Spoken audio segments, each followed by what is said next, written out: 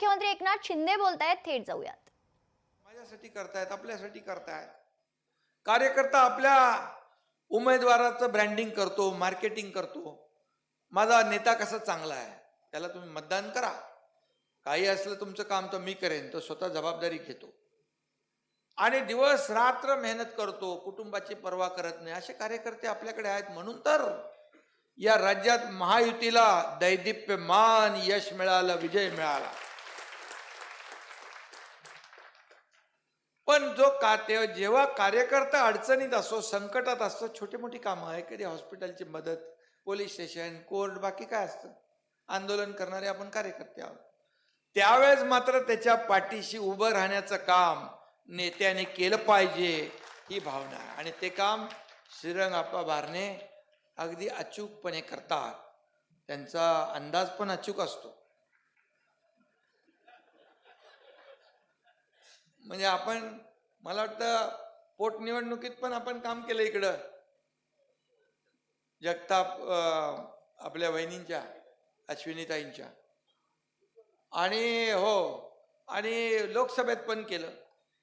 लोकसभेमध्ये आपण बरोबर अंदाज ठेवला होता. बोले काय चिंता करू नका, बोले बघा ओव्हर कॉन्फिडन्स मध्ये जाऊ नका.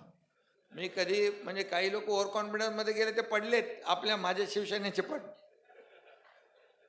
मी सांगत असतो, कारण मलाही अंदाज होता. मी किती वर्षापासून या निवडणुका मी लढतोय ते सोडा, पण मी कितीतरी लोकांना निवडून आणतोय, हे मला अनुभव माझा जो आहे तो दांडगा आहे. पण आप्पाचा जो विश्वास आहे तो बोले नाही. आणि बरोबर सगळीकडे फेक नॅरेटिव्ह होतं, सगळीकडे परिस्थिती कशी होती आपण पाहिली.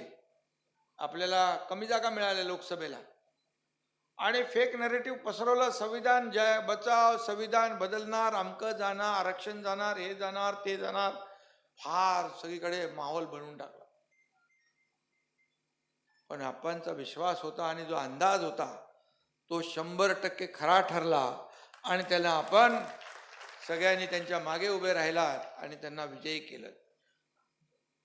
खरं म्हणजे आपले 7 आमदार आले, खासदार आले, भाजपचे पण 9 आले, थोडे 3-4 खासदार अजून आमचे पडले. थोडी त्यावेळेस थोडीशी गडबड होऊ शकते, मागे पुढे होतात सगळ्या गोष्टी, अंदाज चुकतात. परंतु आप्पांनी खऱ्या अर्थाने त्यांचं जर नगरसेवक ते महासंसद रत्न हा आप्पांचा जीवनपट पाहिल्यानंतर खऱ्या अर्थाने संघर्ष योद्धा म्हणून त्यांना दिलेली उपाधी ही अगदी बरोबर आहे आणि त्यांना साजेशी आहे.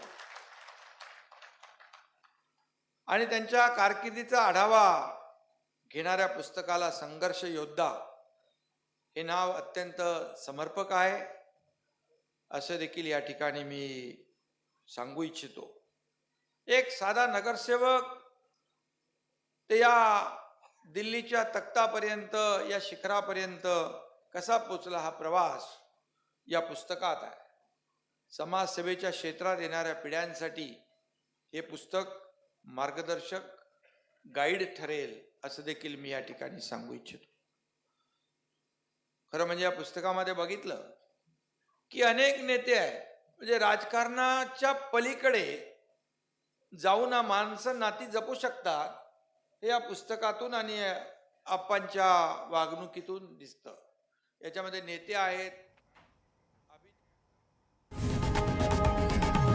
लोकशाही मराठी ऐका, पहा, जागरूक रहा.